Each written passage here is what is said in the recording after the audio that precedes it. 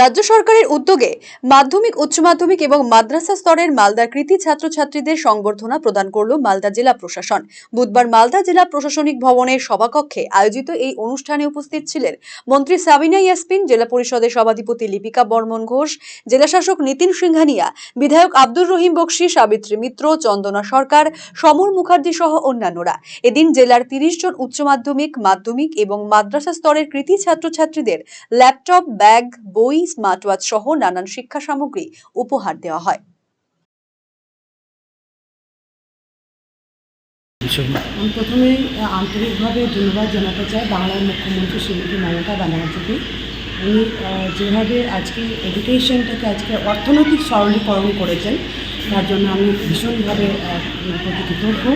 কারণ আজকে গ্রামে গঞ্জে যারা অর্থনৈতিক দিক থেকে পিছিয়ে, তাদেরকে কীভাবে এডুকেশনের দিক থেকে এগিয়ে নিয়ে যেতে হয়, এটা বাংলার মুখ্যমন্ত্রী পথ দেখিয়েছেন।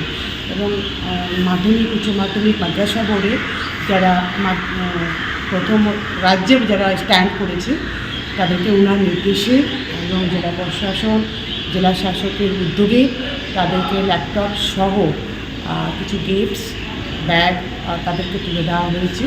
এটা কিছু নয়, তাদেরকে একটা ইন্সপায়ার্ড এবং আগামী দিনে তাদের লক্ষ্যমাত্রা যেন আরও সুদৃঢ় হয়। এবং এখানে সবাই, বিশেষ করে মিডিয়াম সবাই ছিলেন এবং আমরাও ছিলাম, যেন ওনাদেরকে দেখেও তারা তাদের ফিউচারটাকে কমপ্লিট করতে পারে, সেই প্রচেষ্টাই করা হয়েছে।